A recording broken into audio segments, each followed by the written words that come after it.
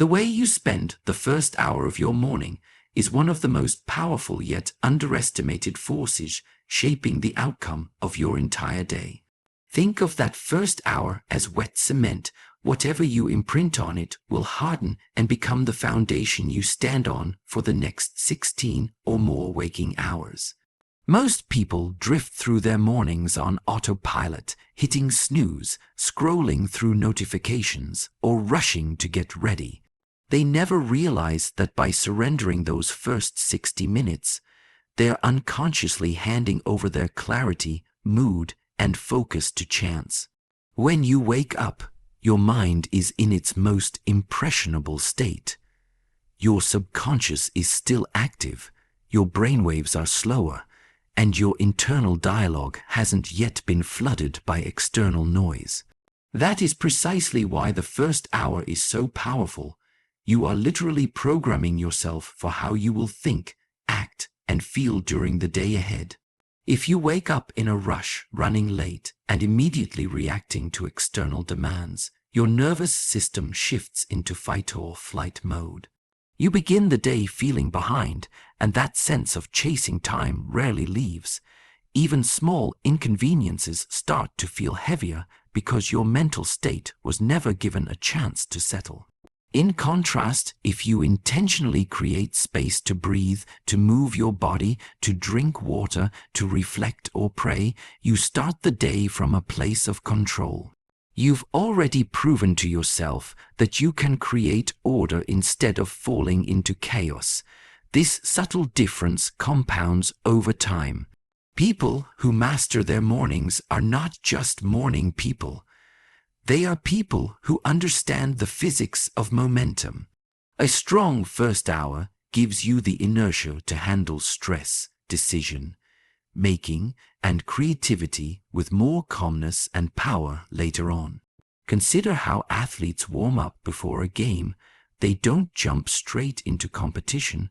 They prime their muscles and their minds so they're ready to perform at their highest level.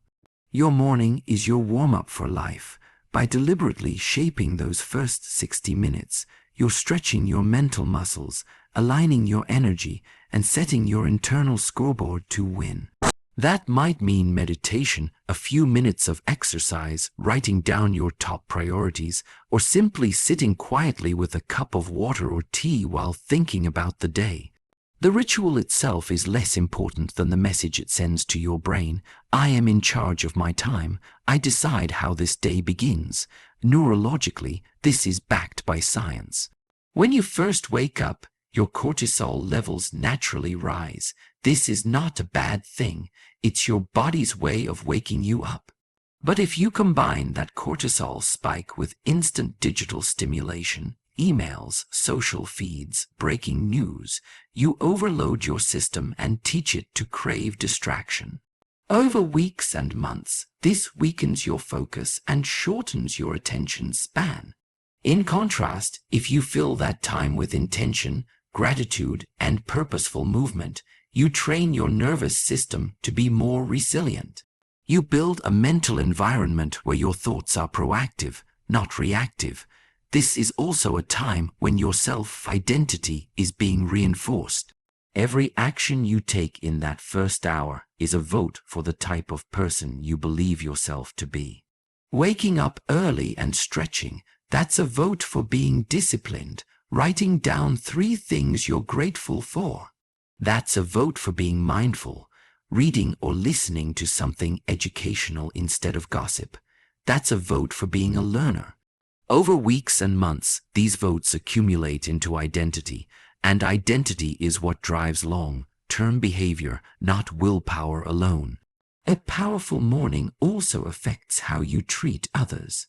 If you've given yourself time to center, you're less likely to snap at a coworker, less likely to take a loved one's comment personally, and more likely to bring calm leadership energy into every interaction. People notice. Opportunities flow more easily towards someone who radiates steadiness rather than stress. All of this begins not with a huge life overhaul, but with those first choices upon waking. Some people think they don't have time to create a morning routine. But this is not about adding extra tasks. It's about using what you already have with awareness. Even 10 minutes of quiet reflection, movement, or gratitude before checking your phone can dramatically shift your mental state. Over time, you may find yourself waking up a little earlier because you start craving that space. It becomes a sanctuary, a place where you connect with your goals, your body, and your values before the world tries to pull you in 100 directions. When you start treating your first hour as sacred, you'll notice that the rest of the day feels different.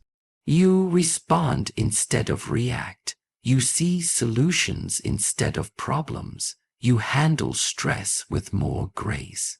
This isn't magic. It's the compound effect of beginning each day in alignment. Imagine two people. One begins the day intentionally, the other by reacting.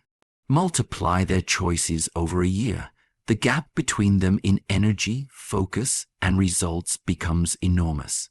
That gap is created not by talent or luck, but by the small, quiet rituals of the morning. Ultimately, the first hour after waking is a mirror of how seriously you take your life. It's the clearest opportunity you have each day to tell yourself, I matter, my time matters, my mental state matters. From that place of self-respect, better habits grow naturally. You don't have to be perfect.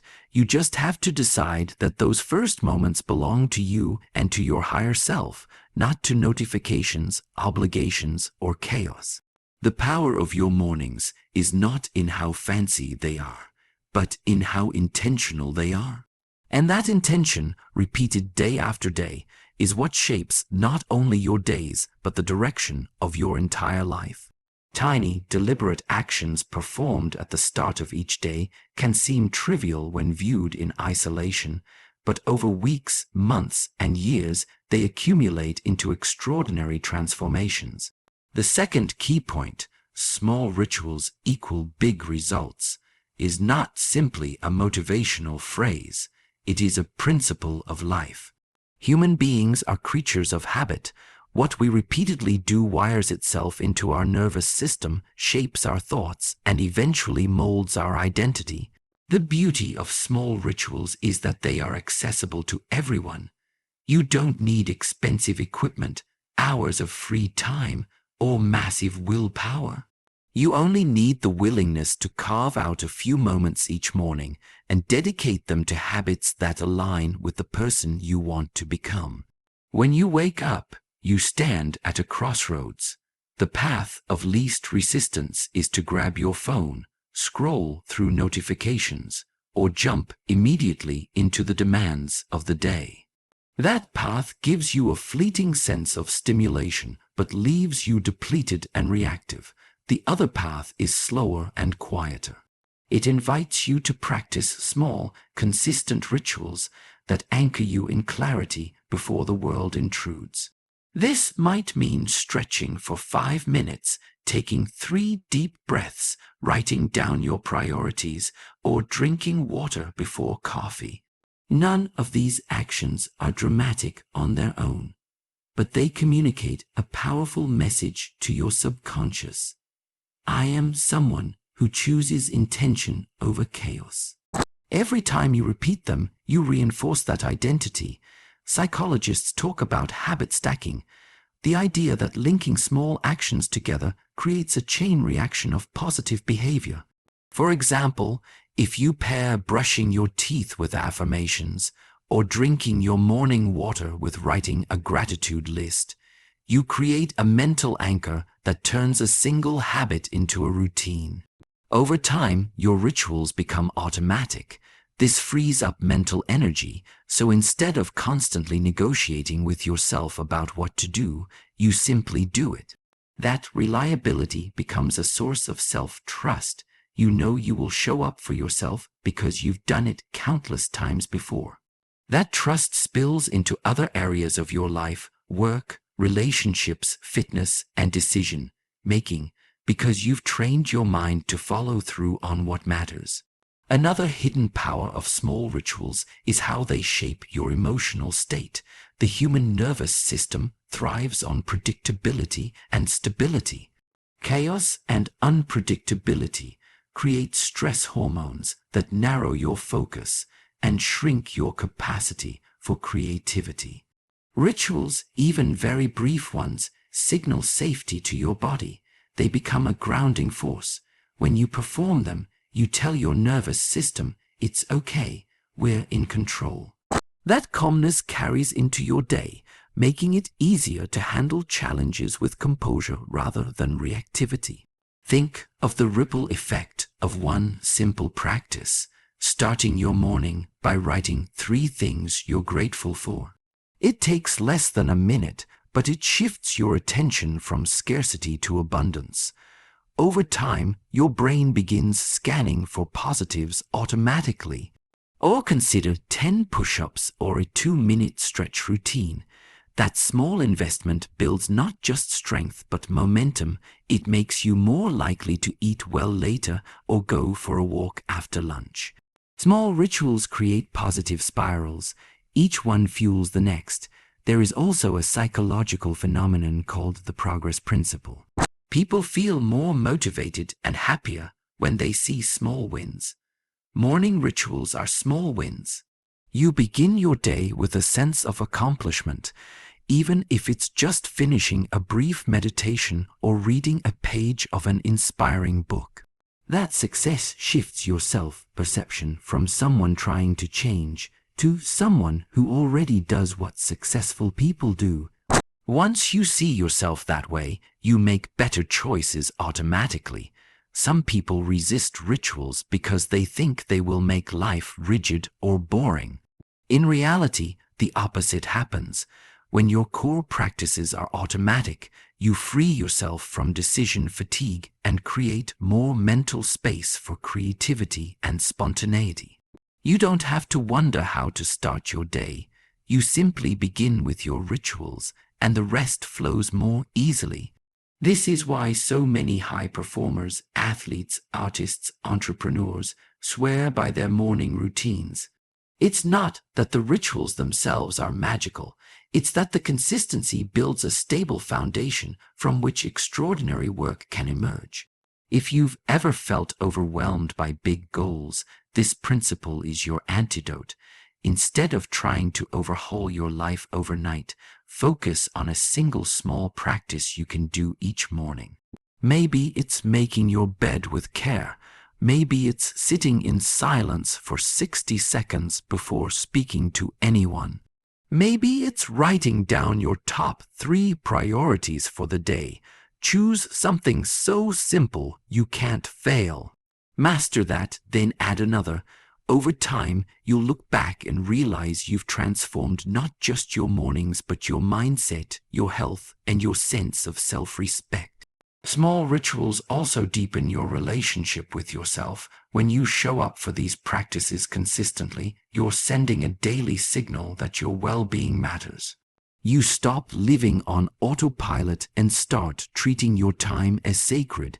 That act of self-respect changes how you interact with others. You bring more patience, more focus, and more presence to your work and relationships because you're not running on empty. People notice the difference. You start attracting opportunities and connections aligned with the person you're becoming, not the person you were. At first, you may not see dramatic results. That's because rituals work like compound interest. The effects are subtle in the beginning, but exponential over time. One day, you wake up and realize you're calmer under pressure, fitter than before, thinking clearer, or feeling more grounded, whole because of those tiny morning actions. This is why small rituals equal big results. Is not just a catchy line but a law of human behavior. It acknowledges that greatness is not built from huge leaps but from quiet, repeated steps in the same direction. Ultimately, the power of these small rituals is not only in what they do for your day, but in who they turn you into. They transform your self-image from someone drifting through life to someone steering their ship. They give you a private space to connect with your goals and values before the world tries to dictate your mood and your priorities. And they prove to you, day after day, that you have the ability to create change, not someday, but now, in the smallest of ways. When you honor those small morning practices, you're not just preparing for the day, you're building the character, discipline, and inner strength that will carry you through every challenge you face. Over time, these seemingly insignificant acts will do more for your future than any single burst of effort ever could. Most people don't realize how powerful the very first thing they consume each morning really is. The first sensory input after waking acts like a seed planted in fresh soil. Your mind at that hour is soft, impressionable, and still transitioning from the slower brainwaves of sleep. What you give it will bloom throughout the day. In today's world, the default habit is to grab the phone and dive straight into emails, social media, breaking news, or messages. This might feel harmless, but it immediately shifts you into a reactive state. You're not choosing your mood, you're inheriting whatever mood the outside world throws at you. When you allow your phone to be the first voice you hear in the morning, you're surrendering the steering wheel of your mind before you've even left the driveway. The human nervous system is highly sensitive when we wake up. Cortisol levels are naturally high, preparing us for action. If we add on a flood of notifications, opinions, and information, we overload that system. Suddenly your heart beats faster, your mind starts racing, and your attention fragments. Even if you don't feel stressed, you've primed your brain to jump from one stimulus to another. That sets the tone for the rest of the day. Constant checking, constant distraction, and a sense that you're always one step behind. You can't build focus or inner peace on a foundation like that. The first hour of your day should be about creation, not reaction. It's the time to feed your mind with silence, reflection, or learning so that you stay in control of your mood and direction. When you resist the urge to check your phone right away, you create a sacred buffer between your inner world and the outer world. In that buffer, you can breathe, think, and decide how you want to feel. This doesn't have to be complicated. It could be sitting quietly for a few minutes, praying or meditating, stretching your body, or even just drinking water in silence. The point is that you are choosing what enters your mind, rather than letting random noise crash through the door. Over time, this practice strengthens your self-control and your sense of agency. You start to feel that your attention belongs to you. And once you feel that, you stop being as easily manipulated by every ping, headline, or advertisement.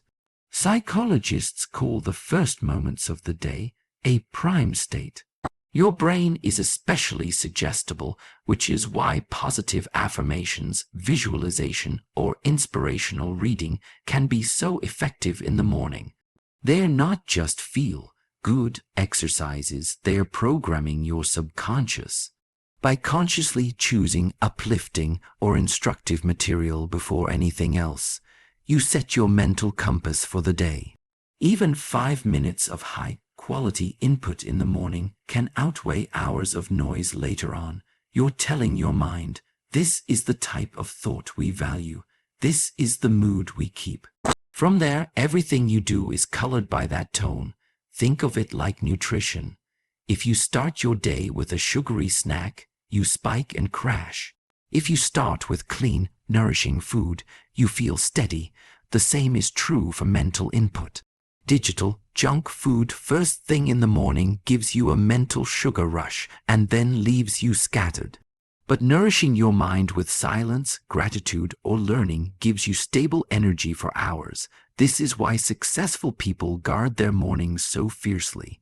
They understand that the first hour is not about catching up with the world, but about setting their inner world in order so they can lead, create, and decide with clarity. Another important aspect is how this practice builds your identity. Each time you choose mind before phone, you're voting for a self-image of discipline and self-respect. You're saying, I'm the kind of person who sets my own tone. Identity, more than willpower, is what sustains long-term habits. The more you practice this, the less it feels like a struggle. It becomes natural to reach for a journal instead of a screen, to breathe deeply instead of scrolling, to reflect instead of react.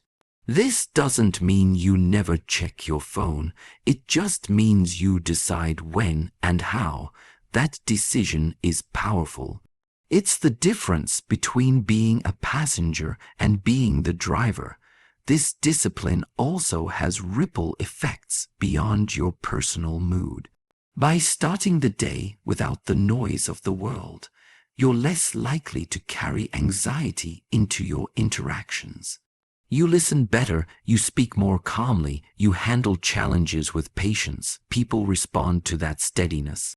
Opportunities open up when others sense you are centered and not easily thrown off balance. In a culture that rewards constant availability and instant response, having the courage to protect your first hour is a quiet form of leadership. Some people think they don't have time to avoid the phone because they need to check work emails or news updates. But this is not about ignoring responsibilities, it's about sequence.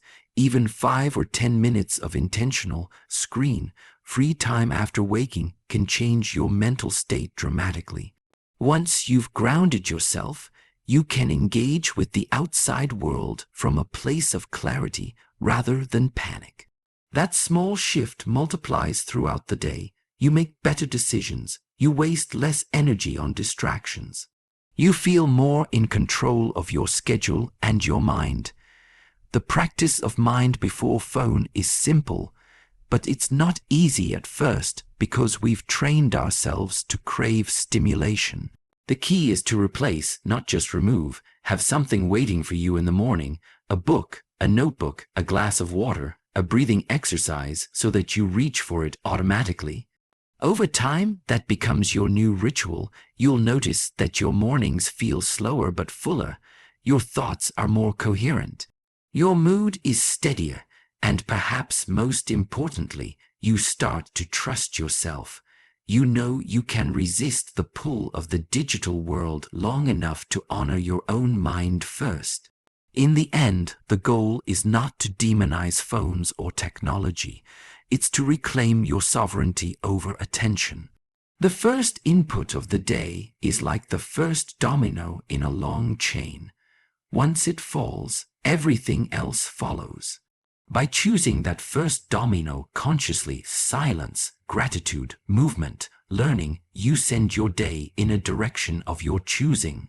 It's a small act, but over time it transforms your relationship with yourself, your work, and the world.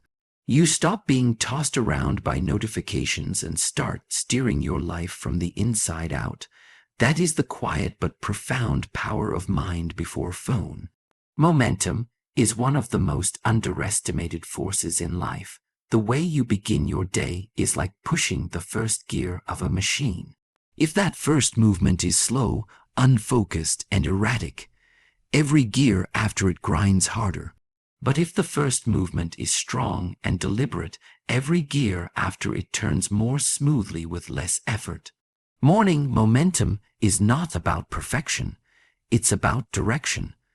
The choices you make in the earliest part of your day either give you a tailwind or a headwind.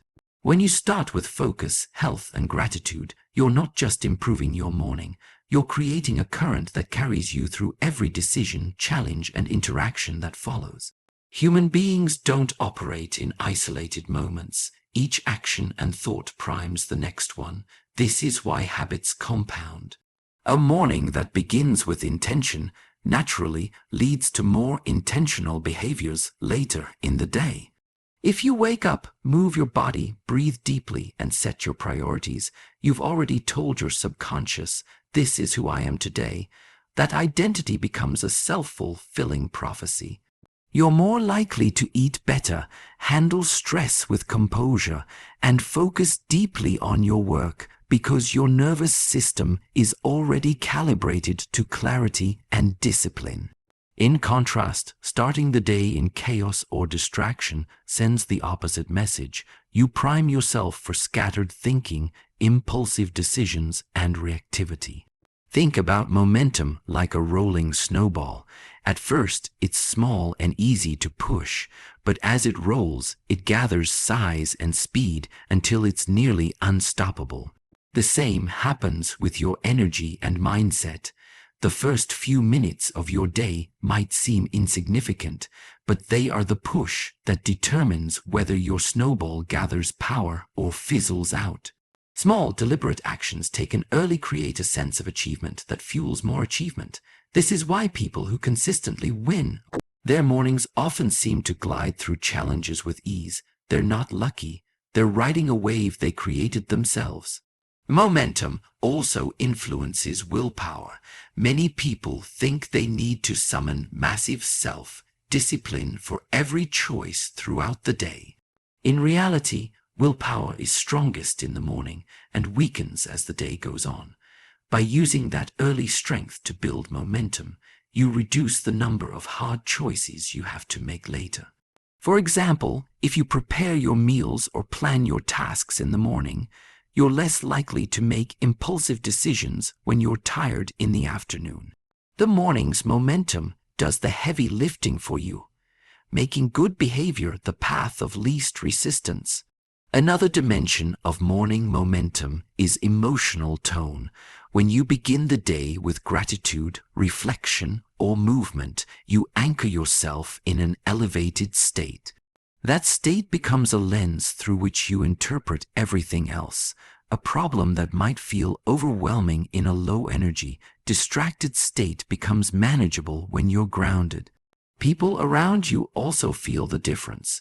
You bring calm leadership energy to meetings, patience to family interactions, and steadiness to unexpected challenges. Without realizing it, you set the tone not only for yourself, but for everyone who interacts with you. This momentum is not about adding hours of complicated rituals. It's about harnessing a few powerful actions consistently. Even something as simple as making your bed with care, writing down 3 top priorities, or doing a short stretch routine can trigger a cascade of positive behaviors. The act itself matters less than the message. I begin my day with intention. Over weeks and months, this message builds an identity. You no longer see yourself as someone who tries to be disciplined. You see yourself as someone who is disciplined. That identity carries its own momentum. You start making better choices without forcing yourself because your actions are aligned with who you believe you are. Momentum also affects how you recover from setbacks. Everyone faces unexpected problems during the day: traffic, bad news, difficult conversations.